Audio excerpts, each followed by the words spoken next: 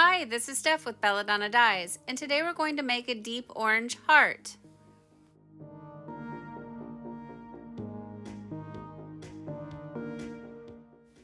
Since this shirt is going to be a heart, and I only want the heart on the front side of the shirt, you need to figure out where the center of the shirt is. So using a washable marker, I'm marking out center. And then you want to isolate the front of the shirt out. So just give your shirt a pinch here, and down at the bottom of the screen is the front of the shirt, and everything up at the top of the screen is the rest of the shirt. Next, using a washable marker, draw on your heart. You can either freehand it or you can do like I did and use a template. Now you want to pleat along this line, making teeny tiny little pleats. And I have found that if I start in the center of the heart, it's a lot easier to go up and around that curve. It doesn't matter which side you start on, it's just however you can get it done and make that line as straight as possible.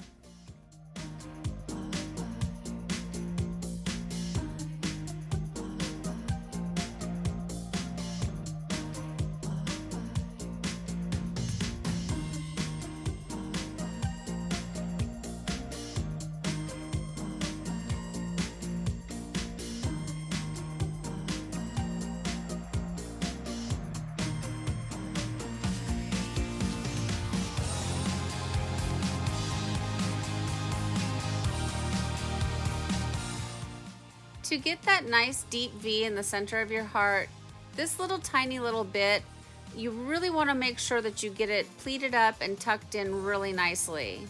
And then you want to secure it with sinew. Now if you don't have sinew, you could use rubber bands, but for this particular heart, I'm really looking for that white line. So sinew is what's going to create that white line. And you want to wrap it around a couple of times and pull it really tight. And then wrap it around a couple more times and pull it even tighter. And then wrap it around a few more times and pull it till your knuckles turn white. The thicker that sinew line, the wider the white line will be.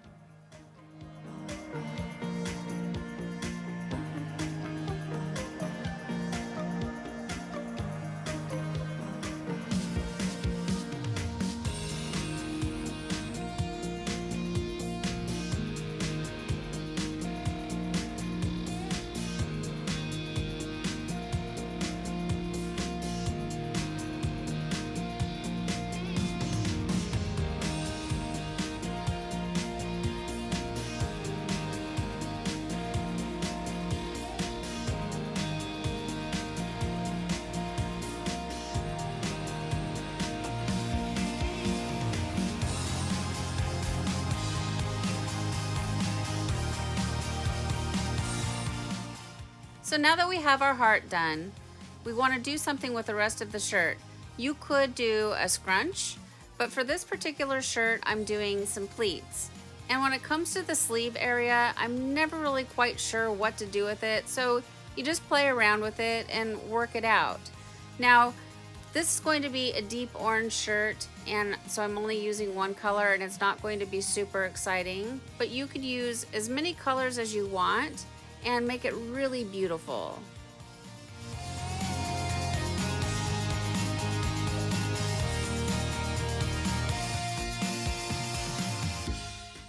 For the rest of the shirt, I'm going to secure it by using rubber bands.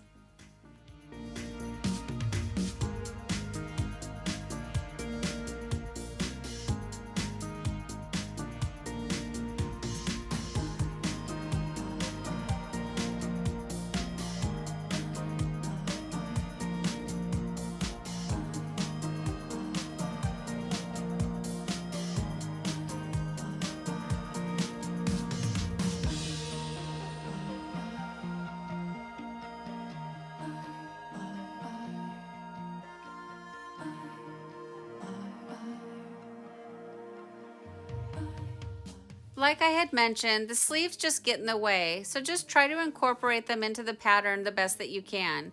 You could even do pleats on the shirt and scrunch the sleeves. The sky is the limit, just use your imagination and have fun.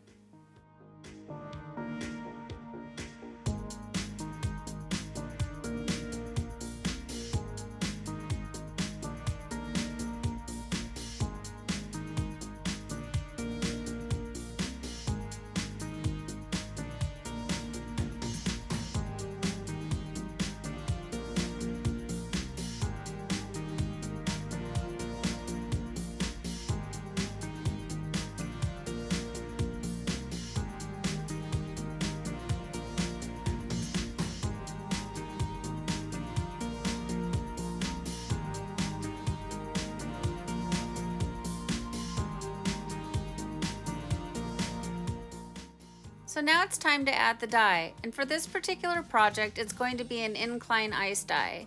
So I put the shirt down inside of this gutter, and the gutter I got it at Lowe's, and I want to say it's 9 or 10 feet long, and then I just cut it down into manageable size pieces.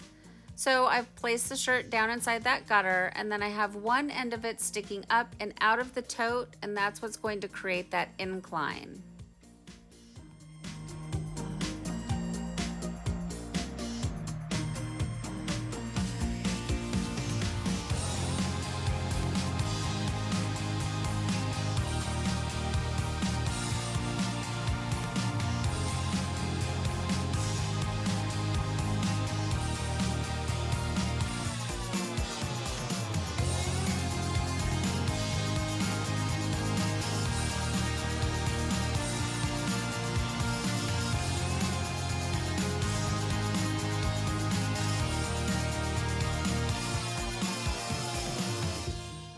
Next, grab a mask and give your project a quick little sprinkle of soda ash for good measure.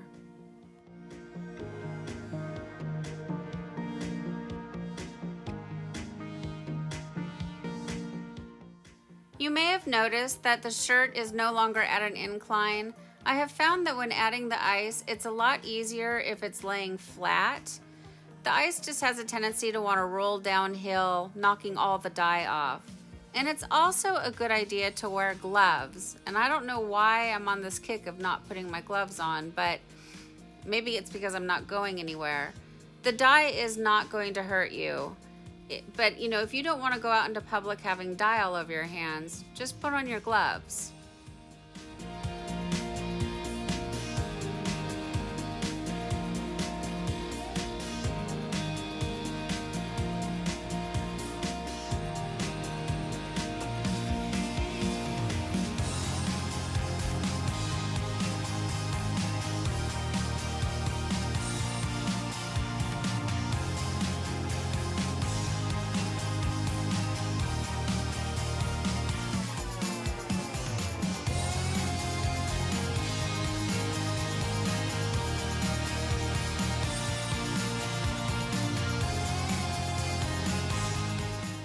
Now you want to batch it for 24 hours after the ice melts. It's been about 36 hours since the ice is melted, and now it's time for the rinse out. You want to start by using cold water to rinse away any soda ash that might still be reacting within the fibers, and then gradually increase your water up to hot and rinse until the water runs pretty much clear. From here I take it to the washing machine. I do a plain hot water cycle. I do a second hot water cycle using Kirillon, which is formerly known as Synthropol. And then I do a third hot water cycle using Millsoft to bring softness back into the fabric after the dyeing process. And I get both of those things from Dharma, and I have clickable links down below in the description box to make it easy for you to find. And I also have clickable links for pretty much everything that I use for tie-dye, so make sure you check that out. And then I put it in the dryer, and we'll come back and we'll see the results. Well, here it is, guys. Here's our deep orange heart after it's been washed and dried. And I really like deep orange. It's my go-to orange. I pretty much use it for everything if orange is needed for the project. For instance, in all of my rainbows that I love to make. So I think it turned out really good. We have some dark spots, some light spots, some highs and lows, and you can really see what deep orange is capable of. And I know these single color dyes are not very exciting, but I think this playlist of the Dharma swatches is going to be very valuable to all of us. So I really do appreciate you tuning in and watching. And then right here is the liquid swatch, so that way you can see what liquid dye looks like and ice dye looks like. So what do you guys think of this shirt? Please leave me some comments down below. Thank you so much for watching. Please subscribe to my channel, leave a thumbs up, and then click the bell, set it to all, that way you get notified of future uploads. And remember, have fun tie-dyeing.